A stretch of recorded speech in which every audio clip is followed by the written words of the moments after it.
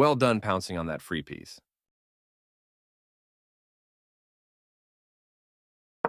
Strong players throughout history have played this move. Garry Kasparov, Magnus Carlsen, Bobby Fischer, and you. Responding with a fundamental move. Your pawn and knight attack the center for a solid early position, protecting their e-pawn and controlling the center. Grandmasters like Anish Giri, Wesley So, and Maxime Vachier-Lagrave play the Italian game at the highest level. This move clears the way to bring their bishop into the game. This move activates your knight to strengthen control over the center. They offer a fair trade of pieces. That was an even swap of material. A straightforward recapture. This move opens the path for your bishop to enter the game. They bring out their knight, increasing their control over the center. Castling protects your king and activates your rook. They played one of the best moves here. You're preparing for the game ahead, activating the bishop in the opening. Your opponent prepares to castle kingside and secure their king. Your rooks can work together now. Their better move was to attack the bishop with a pawn. You allowed the opponent to attack the knight with a pawn. Their move worsens their pawn structure, creating weak, isolated pawns. Their better move, you recaptured. Their best option was to castle to the same side as the opponent. You found the move that blocks the attacker. This move puts their bishop on a safer square. This central break opens lines and increases your piece activity. They've managed to fix their pawn structure by undoubling their pawns. Now your pawn is isolated. Your better option was to force an isolated pawn. Their better move was to castle to the same side as the opponent. A logical capture.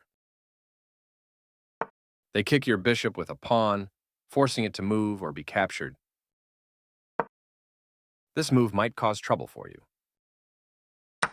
This is a fair trade.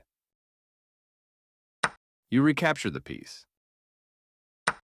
This move left their queen hanging. You want a queen for free. They develop a new piece. Very good choice. They defended their pawn, which was under attack. You will win a knight with a fork. Their knight becomes less active on this square. Their best option was to pin an attacker of a vulnerable knight. Your doubled rooks work great together. This central challenge forces you to react in the middle.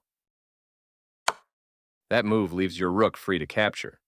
You missed an opportunity to capture a pawn and win material after the follow-up trades. They captured your vulnerable rook. You take back. A clear recapture. You are threatening to force eventual checkmate. They prevented you from being able to force eventual checkmate. This is a good time for you to get out of trouble. Their king is in your pawn's path. You create space for the king to move in case it is attacked. This move builds more pressure on your pawn and creates a threat. You found a way to pin the rook to the king. They exchange pieces of equal value. Not the best move, but not bad either.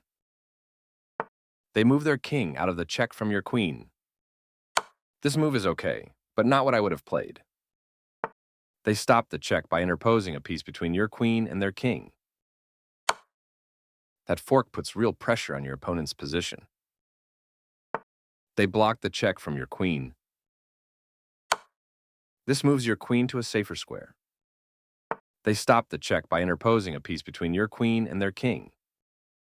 Well done, an excellent move. They block the check from your queen.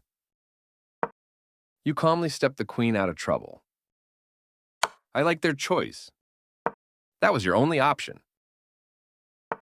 Your opponent attacks two pieces at once with this fork. You captured that free pawn. You get a chance to win a rook through a fork. You will win a rook with a fork. They moved their king out of the check from your queen. That rook was yours for the taking. They made one of the top moves in this position. You did it. Nice checkmate.